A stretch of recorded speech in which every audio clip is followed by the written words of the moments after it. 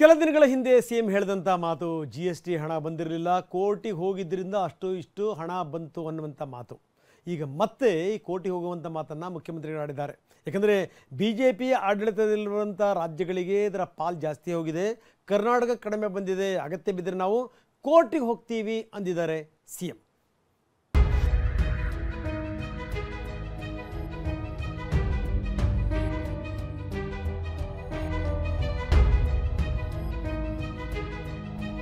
ಕೇಂದ್ರದ ವಿರುದ್ಧ ತೆರಿಗೆ ಯುದ್ಧ ಸಾರಿದ ಕಾಂಗ್ರೆಸ್ ಸರ್ಕಾರ.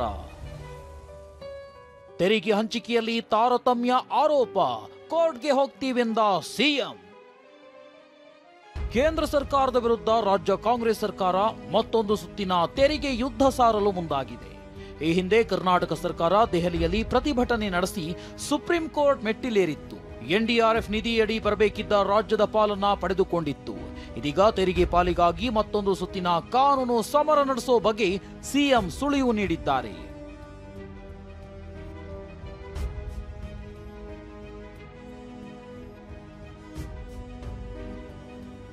ವಿಷಯ ಅಂದ್ರೆ, ಕೇಂದ್ರ ಸರ್ಕಾರ ಅಕ್ಟೋಬರ್ 1ರಂದು ರಾಜ್ಯಗಳಿಗೆ 1,01,000 ತೆರಿಗೆ ಹಂಚಿಕೆ ಮಾಡಿದೆ.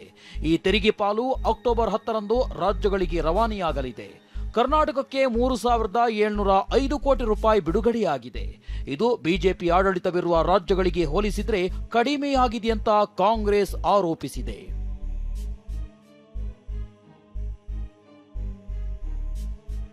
ಬಿಜೆಪಿ ಆಡಳಿತವಿರುವ ಉತ್ತರ ಪ್ರದೇಶಕ್ಕೆ ಬರೋಬ್ಬರಿ 18,227 ಕೋಟಿ ರೂಪಾಯಿ ನೀಡಲಾಗಿದೆ.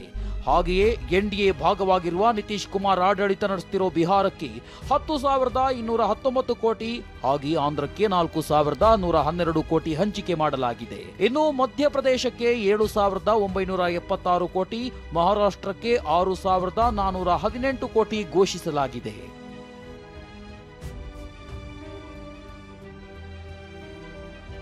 ಇನ್ನು ಬಿಜೆಪಿಯೇತರ ಆಡಳಿತವಿರುವ ರಾಜ್ಯಗಳಿಗೆ ಎಷ್ಟೆಷ್ಟು ಹಂಚಿಕೆಯಾಗಿದೆ ಅಂತ ನೋಡೋದಾದ್ರೆ, ಕರ್ನಾಟಕಕ್ಕೆ 3,705 ಕೋಟಿ, ತಮಿಳುನಾಡಿಗೆ 4,144 ಕೋಟಿ, ಕೇರಳಕ್ಕೆ 1,959 ಕೋಟಿ, ತೆಲಂಗಾಣಕ್ಕೆ 2,136 ಕೋಟಿ ಘೋಷಿಸಲಾಗಿದೆ. ದಕ್ಷಿಣ ರಾಜ್ಯಗಳಿಗೆ ತೆರಿಗೆ ಹಂಚಿಕೆಯಲ್ಲಿ ಅನ್ಯಾಯವಾಗಿದೆ ಅಂತ ಕರ್ನಾಟಕ, ಕೇರಳ, ತಮಿಳುನಾಡು ಮತ್ತು ತೆಲಂಗಾಣ ರಾಜ್ಯಗಳು ಆರೋಪಿಸಿವೆ. ಸಿಎಂ ಸಿದ್ದರಾಮಯ್ಯ ಅಗತ್ಯ ಬಿದ್ದರೆ ಕೋರ್ಟ್ಗೆ ಹೋಗ್ತೀವಿ ಅಂತ ತೊಡೆ ತಟ್ಟಿದ್ದಾರೆ. ಪ್ರತಿ ವರ್ಷ ಕರ್ನಾಟಕದಿಂದ 4.5 ಲಕ್ಷ ಕೋಟಿ ಹೋಗ್ತದೆ. ನಮಗೆ ಬರೋದು ಬರೀ 14% ಮಾತ್ರ.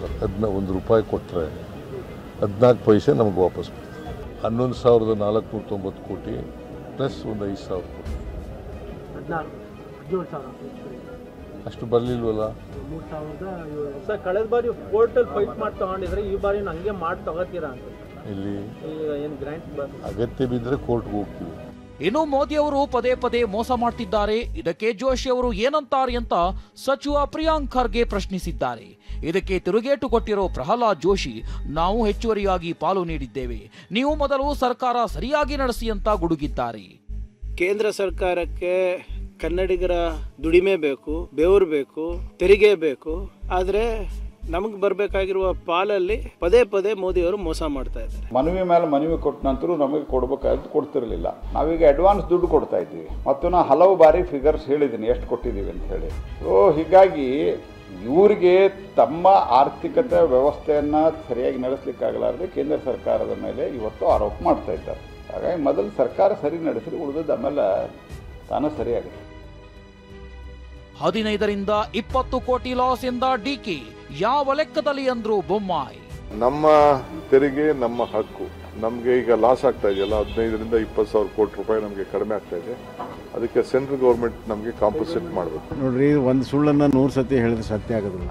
ಮನಸ್ಸಲ್ಲಿ ಮಣಗಿ ತಿಂದ್ರೆ ಕೊಡೋರು ಯಾರು? 11,000 ಕೋಟಿ ಅಂತ ಯಾವ ಲೆಕ್ಕ ಇದೆ, ಎಲ್ಲಿದೆ? ರಾಜ್ಯಕ್ಕೆ ನ್ಯಾಯಸಮ್ಮತವಾಗಿ ಬರಬೇಕಾದಂಥ GST ಪಾಲನ್ನು ಕೊಡಲೇಬೇಕು ಸರ್ಕಾರ. It is the duty and responsibilities union government. ಕೊಡಬೇಕಾದನ್ನ ಕೊಟ್ಟಿದ್ದೇವೆ ಅಂತ ಬಿಜೆಪಿ ನಾಯಕರು ಸಮರ್ಥಿಸಿಕೊಳ್ತಿದ್ದಾರೆ. ನಮಗೆ ಅನ್ಯಾಯವಾಗಿದೆ ಅಂತ ಕಾಂಗ್ರೆಸ್ ಆರೋಪಿಸುತ್ತಿದೆ. ಈ ತೆರಿಗೆ ಯುದ್ಧ ಮುಂದುವರಿಯುತ್ತಾ ರಾಜ್ಯ ಸರ್ಕಾರ ಸುಪ್ರೀಂ ಕೋರ್ಟ್ ಮೆಟ್ಟಿಲೇರುತ್ತಾ ಅನ್ನೋದನ್ನ ಕಾದು ನೋಡಬೇಕಿದೆ. ಹರೀಶ್, TV9 ಬೆಂಗಳೂರು.